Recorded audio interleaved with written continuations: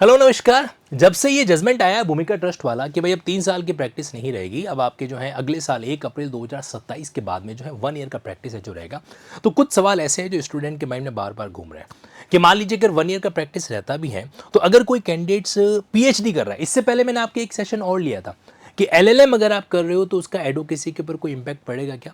अगर आप linking law के यूट्यूब चैनल पे जाके इसके वीडियोस वाला सेगमेंट देखेंगे तो एलएलएम विद एडवोकेसी मैंने डिटेल में एक्सप्लेन कर रखा है। जो भी रिलेवेंट जजमेंट थे, रिलेवेंट जो ऑफिशियल डॉक्यूमेंट थे, वो भी मैंने वहाँ पे दिखाए थे। आपको सिंपली क्या करना है, अगर उस सेशन को देखना है तो यहाँ पे आप जाइएगा और इसके अंदर लिंकिंग लॉ का यूट्यूब चैनल जो है वो आप ओपन कर दीजिए। उसके अंदर आप इस वीडियो वाले सेगमेंट के अंदर देखेंगे ना, तो इस वीडियो वाले सेगमेंट के अंदर ये मैंने एक सेशन है जो लिया था, this one LLM with advocacy, right. तो इसके अंदर पूरा डिटेल के अंदर मैंने एक्सप्लेन करने का प्रयास कर रखा है कि भाई कौन कौन से ऐसे डॉक्यूमेंट वगैरह है। बट प्रॉब्लम पता है क्या है, ये एक नई क्वेरी है। क्या अगर कोई कैंडिडेट पीएचडी कर रहा है तो एडवोकेसी के अंदर क्या ब्रेकअप होगा क्या, एक तरीके से क्या हमारा प्रैक्टिकल एक्सपीरियंस जो है वो रुक जाएगा, बीच में सस्पेंड हो जाएगा? तो उसका जवाब मैं आपको यहाँ पे दे देता हूँ। देखो क्या होता है कि पीएचडी करने के लिए जनरली 2 तरीके की रिक्वायरमेंट है जो होती है। 2 तरीके की रिक्वायरमेंट क्या क्या है, देखो अगर कोई भी कैंडिडेट्स जो है वो पीएचडी करना चाहता है तो एक एंगल ये रहता है कि भाई आप नो है नेट एग्जाम को क्वालिफाई है जो कर दीजिए क्योंकि यहाँ पे आपके सामने एक नेट जेआरएफ का सेगमेंट है जो रहता है। नेट जेआरएफ अगर आप क्वालिफाई कर जाते हैं तो उसके इसके अंदर क्या होगा, फिर आपको एक स्टाइपेंड है जो मिलेगा। आपको क्या मिलेगा, स्टाइपेंड है जो मिलने वाला है। एक और तरीका होता है जिसमें नेट जेआरएफ के अलावा आप अदर वे में नेट को क्वालिफाई तो कर लेते हैं लेकिन आप नेट जो है उसके लिए डील नहीं कर पा रहे। हालांकि मैं आपको बताना चाहता हूं, चाहे नेट जेआरएफ को क्वालिफाई करना हो या नेट को करना हो, जो टॉप मेरिट होती है ना वो नेट जेआरएफ की होती है। इसमें स्कॉलरशिप दी जाती है मंथली 45,000 50,000 समथिंग करके, ठीक है। इन दोनों के केस में आपके पास पीजी की डिग्री होना जरूरी है, ठीक।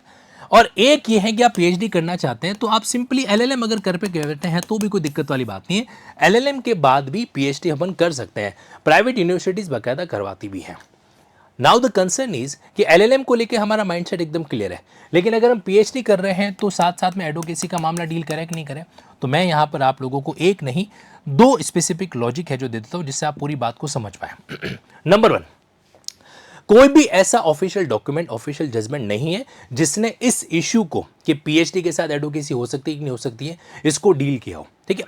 लेकिन चूंकि पीएचडी भी क्या है, एक एकेडमिक सेगमेंट है। पीएचडी अपने आप में आखिर है क्या, है तो एक डॉक्टरेट की डिग्री ना, जहां पर आपको मतलब एक तरीके से आप साइकोलॉजी के अंदर खुद को, फिलोसॉफी के अंदर जो है खुद को क्या करते हो, एक तरीके से अलग लेवल की मास्टरी है जो देते हो, है ना। तो है तो एक एकेडमिक डिग्री। बस फर्क इतना है कि यहाँ पे अगर आप मान लीजिए जेआरएफ क्वालिफाई कर जाते हैं तो आपका एक स्टाइपेंड शुरू हो जाता है ना। स्टाइपेंड इट जस्ट लाइक कि ये आपके एक असिस्टेंस है, एक इंटर्नशिप का अमाउंट है। लेकिन क्या हम इसको जॉब कह सकते हैं क्या? क्या यहाँ पे जो रिलेशन है वो एम्प्लॉयमेंट, एम्प्लॉयर एम्प्लॉय जैसा हो जाएगा क्या? तो इसका जवाब है नहीं। कभी भी कोई भी कैंडिडेट अगर नेट जेआरएफ करके स्टाइपेंड भी ले रहा है ना, तो इसका मतलब ये बिल्कुल भी नहीं होगा कि वो किसी रेगुलर जॉब के अंदर है। देखो जी, कानून क्या कहता है, हमारे एडवोकेट एक्ट का 24 और 29 ये कहता है कि एक व्यक्ति एडवोकेट जो है तब कहलाएगा जब वो स्टेट बार काउंसिल में एनरोल हो और उसने एआईबी क्वालिफाई करके या 2 साल की अंडरटेकिंग के साथ में प्रोविजनल बेसिस पर एडवोकेसी है जो कर रहा हूँ, ठीक है। और bar council of India rules part 6 chapter number 2 rule number 43। तो यहां पर एक बहुत इंपॉर्टेंट बात लिखी हुई, ध्यान से समझने की कोशिश करना। बार काउंसिल बीसीआई के जो रूल्स बना रखे हैं, part number 6 chapter number 2 rule number 43, अगर कोई भी एडवोकेट जो है वो full time service, full time अगर कहीं पर भी जॉब कर रहा है सैलरी बेस में, तो फिर उसका प्रैक्टिस करने का जो राइट है वो नहीं रहेगा। उसको क्या माना जाएगा, उसको माना जाएगा ब्रेक इन प्रैक्टिस। लेकिन क्योंकि इस केस में क्या होता है, आप नेट जेआरएफ की फेलोशिप कर रहे हो तो ये एक तरीके का रिसर्च फेलोशिप प्रोग्राम है जिसमें स्टाइपेंड मिलता है, आपको कोई एम्प्लॉयमेंट कॉन्ट्रैक्ट नहीं करना होता। तो जब एम्प्लॉय एम्प्लॉयमेंट का ऐसा रिलेशन है ही नहीं तो फिर एलएलएम के अकॉर्डिंग ही हम पीएचडी को भी डील जो करेंगे। जैसे एलएलएम की डिग्री है वैसे हमारे लिए पीएचडी की डिग्री है। तो इसलिए पीएचडी के अंदर शायद चाहे स्टाइपेंड हो या नहीं हो, पीएचडी आपके एडवोकेसी के अंदर किसी तरीके का ब्रेक लगाने का काम नहीं करती है। अब आप कहेंगे सर ऐसा कहाँ लिखा हुआ है, तो मेरा आपसे काउंटर सवाल, ये कहाँ लिखा हुआ है कि पीएचडी अगर आप करते हो तो एडवोकेसी में ब्रेक माना जाएगा? आप मेरे सवाल का अगर जवाब दे पाए तो कमेंट बॉक्स में जरूर दीजिएगा, है ना। तो जब प्रोविजन साइलेंट है, बीच वाली सिचुएशन बनती, ना तो आपके सवाल का जवाब आपको ऑफिशियली कहीं पे मिलेगा, ना जो मैंने कहा है उसका आपको ऑफिशियल बेस कहीं पर मिलेगा। लेकिन अगर मान लीजिए कहीं पर प्रोविजन साइलेंट है तो क्या इसका मतलब हम उसको एडवर्ड्स मान लेंगे क्या क्या उसको प्रीजुडिस मान लेंगे? और अगर ऐसा माना जाता है तो आपके पास अधिकार है, आप डेफिनेटली हाई कोर्ट के पास जाएं, सुप्रीम कोर्ट के बजाय रिट पिटिशन है जो फाइल करें। बट इन जनरल मेरा मानना बहुत क्लियर है कि PhD is not an employment, चाहे स्टाइपेंड मिलता हो या नहीं मिलता हो। इसलिए पीएचडी आपकी एडवोकेसी का ब्रेक नहीं हो सकता। एक और लॉजिक, आप जहां कहीं पर प्रैक्टिस कर रहे हो ना, तो आपके आसपास ऐसे कई सारे एडवोकेट होंगे जिन्होंने प्रैक्टिस ज्वाइन करने के बाद में पीएचडी करी है। तो आपसे पहले उनकी डॉक्टरेट डिग्री पर क्या लगेगी? तलवार है जो लटकने वाली है। एक और चीज, ऑनरेबल जजेस भी आपको कहीं ऐसे मिल जाएंगे जिनके नाम के आगे डॉक्टर लगा हुआ है। तो एक बार जरा उनका पूरा का पूरा सेगमेंट जरूर आप ऑब्जर्व कीजिएगा कि उन्होंने अपनी पीएचडी की डिग्री कब करी थी।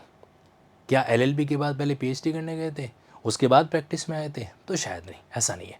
ओके, आई होप, मैं उम्मीद करता हूं कि आप इस लॉजिकल एस्पेक्ट को समझ पाए होंगे।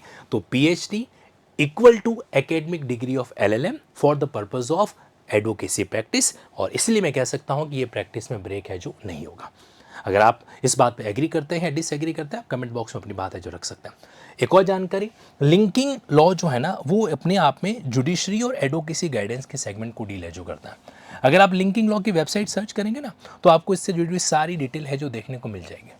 मतलब कि अभी आप लोगों के लिए 3 साल का सेगमेंट हटाया गया, तो कई कैंडिडेट ऐसे थे जिन्होंने जुडिशरी छोड़ दिया था जब 3 साल का वो एक तरीके से इम्पोज किया गया था, लेकिन अब वो वापस आना चाहते हैं। तो उन कैंडिडेट्स के लिए मैंने जुडिशरी कम बैक का सेगमेंट है जो लॉन्च किया है, बहुत ही अफोर्डेबल प्राइस पे, यानी कि 12 महीनों तक मैं आप लोगों को जुडिशरी के सेगमेंट को डील कराने वाला हूँ। लाइव सेगमेंट है जो रहेगा वो भी सिर्फ 19,999 पे। अगर आप चाहें इससे कनेक्ट होना देन मोस्ट वेलकम। अदरवाइज आप अगर यूट्यूब के ऊपर भी इस लिंकिंग लॉ के चैनल से जुड़े हुए हैं तो मुझसे जितना हो सकेगा मैं उतना कंटेंट आपके लिए ज़रूर लेके आता रहूँगा। Thank you so much. जय हिंद, जय भारत।